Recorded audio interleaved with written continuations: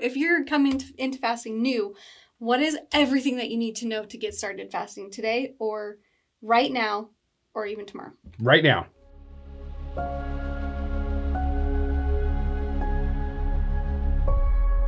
Welcome back to Fasting Food Faith. I'm Brianne Sims, RN. I'm Dr. Sam Sims, nurse anesthesiologist. And today we are giving you all of the information for you to start fasting immediately. It's basically a fasting quick start guide. Yep. Like all the nitty gritty. Let's get going. Let's do this. Like if you're coming into fasting new, what is everything that you need to know to get started fasting today or right now or even tomorrow? Right now. Stop eating. Start fasting. That's it. That's it. That's all you need to know. No, but people have a lot of questions. So of course you do. We want to answer all of those, and so you can get started fasting as quickly as possible. So first off, we want to talk about the safety and science of fasting. Fasting has been researched on a multitude of conditions at this point. And so if you're concerned that your specific medical diagnosis may not be safe to fast, you can go to PubMed, type in your medical diagnosis and put like benefits of fasting or intermittent fasting. And almost all of those actually have been shown that fasting is beneficial. Right, exactly. Improves your condition. Yeah, in a multitude of things. There may be a rare, super rare medical diagnosis that basically fasting wouldn't help with. Just be aware that it is almost helpful for almost all of them. So just go ahead and research that yourself. Right, and fasting has been proven safe. It is safe for almost every fast. So, and I will say getting hangry is not a medical condition. So I get hangry, so I can't fast. Like, no. That's actually, it helps with that. So it does. That's not a reason not to fast. Yeah. But let's talk about the people who shouldn't fast. Basically, pregnant women shouldn't fast. Right. People with a BMI under 17 should not fast. Yep. And adolescents need to be more careful when they fast. Breastfeeding women need to monitor their milk production when they fast. They shouldn't fast. Right. There is research that says people who have been breastfeeding have fasted and it didn't decrease their milk production, but that is a risk of fasting. So if you're breastfeeding and you could do short fast, less than 24 hours potentially, but watch your milk production. If your milk production is dropping off, then I would say stop. Right, and also not children. A lot of religions have children that will fast up to 24 hours once a month or during a short period of time, and they've not shown any adverse effects for those 24-hour fasts. So that's safe. There is some anecdotal research of kids doing longer fasts and being just fine in a short-term or one-time situation. So, but pretty much. So those things can happen. Just be aware of that. But yeah, for the most part, children are growing in need. Right. So basically, how to prepare for a fast is the day before you're going to fast, try not to have any sweeteners or limit that because you're going to get hungry when you're going to have sweeteners basically the same time the next day. So try not to have any sweeteners or anything sweet, and then plan on taking a multivitamin and having lots of liquid around. Yes. So that's also the safety and science of fasting is that the research that's been done shows that it's safe if you're taking a multivitamin while you're fasting. Pretty much all the research has people taking multivitamins, so we can say that it's safe if you're taking a multivitamin. Right. So we do recommend if you're going to fast, especially if you're going to fast past 24 hours, that you take a multivitamin every day. Yeah, and not a specific one, just a multivitamin. Right. And I also want to talk about this for just a second because there's a lot of people, one of the big questions we get is, well, I have medications that I have to take every day, and a lot of them say take it with food. What do I do if I'm fasting? So we learned from fast mimicking that was a very small amount of calories in a day and certain types of calories that if you ate a little bit of like things with like fat in them, maybe a little bit of protein, you could eat a little bit of small amount of food, and then you got the same benefits of fasting. I have a medication I'm supposed to take with food. What I find I can do is if I drink a lot of water beforehand and then I take the pill, then it doesn't hit an empty stomach, and then I just drink afterwards. I don't have the problem. So there may be some strategies that you can actually employ, and maybe it's just because you need to take it with food because it doesn't want to hit an empty stomach. Mm-hmm. So that's what I do. But you could have like a little bit of cream in your coffee, a little bit of butter in your coffee, a few raw nuts. You could do those things. You don't want to just eat a bunch of food, but you could have a few of those things, and then that would allow you to have your medication with food. But that's all you want to do. And you want to keep it below 50 calories in that hour.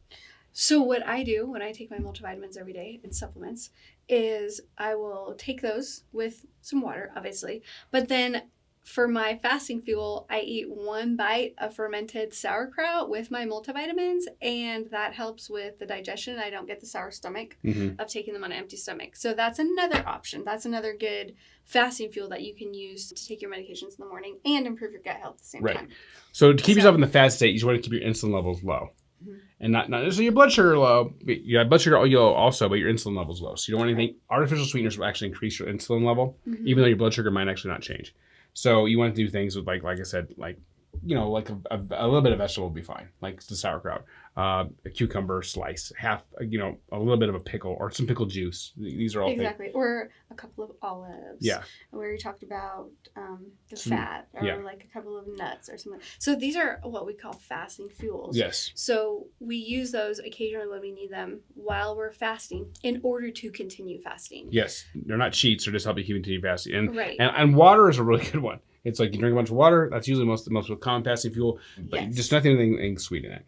And okay, so while we're on this topic coffee, of food and coffee, tea, what can I have while I'm fasting? This is what a lot of people ask. And as far as that goes, like obviously the things that are fast mimicking. So you also can have, besides just water with electrolytes, not with sweeteners. You can have coffee with cream. You can have hot tea. You can have sparkling water that doesn't have sweeteners or artificial stuff in it. Those are the basics. There's also bone broth, which a lot of people like to have, especially beginner fasters, because it does have some fat and protein in it. And so it makes it easier for people to continue fasting. So it's a good fasting fuel. And it's not enough to break your fast. It just helps people. As long as you're not drinking a bunch of it. Exactly. But it actually also is a good tool when it comes time to breaking your fast. Yes. Is actually, especially if you're doing extended fasting, to kind of reintroduce food, is add some bone broth in right when you I was just going to lead into the same thing. So bone broth is also a great way to break your fast, or some kind of soup with bone broth and stuff that won't irritate your gut and just kind of ease you back into eating. Yes, and if it's your first fast, I've never done an extended fast, or the first time you did 24 hours, try to break your first fast at home near a bathroom, because your body has not been moving anything, and all of a sudden it may start, and it may Peristalsis begins again once you start putting food into your stomach, and so you will need a bathroom. Yeah, sometimes without much warning. So your body will get used to that, and then it won't happen anymore. But it's at the very beginning to always break your first fast, around a bathroom. Yes, near a bathroom or at home. Yeah. And then the other thing that you can do to help with your first fast, you're having say you've tried and this doesn't work, and you're just like trying to get to a certain hour mark or try to just fast up to lunch. If you exercise beforehand, then that kind of jumps your timeline forward about 4 hours to the fasting bed. While you're fasting. Yeah, so exercise while you're fasting. Exercise beginning of your fast. At the beginning of your fast. You could exercise, then you jump your timeline for the health benefits about 4 hours ahead of time. So if you've never been able to get to 12 hours, then if you were to exercise for 12 hours and exercise, then you would be actually at 16. Yeah, technically that's kind of, exercise while you're fasting is kind of a jump start. Yes. Yeah. And you may, and especially if you've never exercised in the fastest state, you may go a little bit slower, which is fine, just to kind of accept that. There's like what we call the lag. Your body's not used to having made that switch over from stored sugar energy to fat energy, but it will get better, and pretty soon your body will make the switch a lot quicker. Yeah. Exactly. Diet and exercise, everybody hates hearing that. Everybody wants to have, take a pill and sit still. That's what I want. What do you want to do to get healthy? I would like to take a pill and sit still. It's like, that would be fantastic. That's not really real. That's a real. Move your body. Yeah. And eat real food. Yeah. So which we all know, but yeah. Yes. Another thing people say, they say, well, I get hypoglycemic and I get crashes. I had to deal with the same thing. You can always break your fast. You can always go and stop. If you're not feeling well, stop fasting, eat, try to go like an extra 30 minutes the next day, or an extra hour, or an extra 2 hours, or add the exercise in. Yep. Okay. So if you're not feeling well, you don't have to push through that. If you're not feeling well, you can try drinking a bunch of water. Especially if you're hungry, you'll get those hunger feelings, and a lot of times you can drown that hunger feeling with water. Yeah. Another thing that you can do if you're feeling hungry and you're trying to fast, like the best fasting fuel is prayer. Yes, right? Pray. Yeah. Obviously, pray. Fasting. That's the reminder to continue to pray while you're fasting. And then another fasting hack is just be busy. Just be busy while you're fasting, because then it doesn't give you time to think about the fact that you're hungry. Yeah. Stay hydrated and be busy. Yeah. Stay hydrated, be busy, continue to pray, and break your fast if you need to. There's no really hard and fast rules about fasting. No hard and fast rules about fasting? I mean, you're in control of the situation, right? Yeah. You're in control of your body and what you're putting in. Yes, you're not starving yourself because you're in control. Yes, exactly. And so you can stop or start your fast at any point. So just remember that, And if you're not in long fast, you may realize you're not actually you'll reset your hormones, and one of your hormones to reset is your satiety or I feel full hormones. Mm-hmm. And so you may find that you actually get full sooner, even though you haven't eaten in a longer period of time. You actually might get full sooner. Right. So then just stop eating when you're full, and retrain yourself to listen to that. And you don't have to clean your plate. Yes, exactly. That's a couple of the beautiful benefits about fasting is that you recognize the full fillings more, and there's less override of like, well, this is good. I'm just going to eat it because it tastes good and it makes me feel good. There's more of that, wow, this food is delicious, because fasting also improves your taste and smell sensitivity. And so things will taste better, smell better. You'll enjoy your food more after you've fasted. So fasting, you'll enjoy your food more and you won't have to eat as much of it. Yeah. And so that's a huge bonus if you're trying to improve your health and just enjoy your food more. Yeah, actually, I will say most real food will taste better. Yes. But fake food obviously usually tastes a lot worse. Yes. You'd be like, that was not worth breaking my fast for. Yeah, the highly processed foods, you'd be like, oh, this is. You'd be surprised. Yeah, it's like, that wasn't worth it. Yeah. So that's another good benefit of fasting is that you will actually crave and enjoy real food more. Yep. So lots of incredible. And maybe foods that you never thought. I used to hate green peppers and bell peppers. I love them now, but it's real food. Yeah, I still hate mushrooms. Well, we're working on that. Probably need to fast longer. I don't think fasting is going to help me like mushrooms, but you never know. Maybe someday. Yeah, exactly.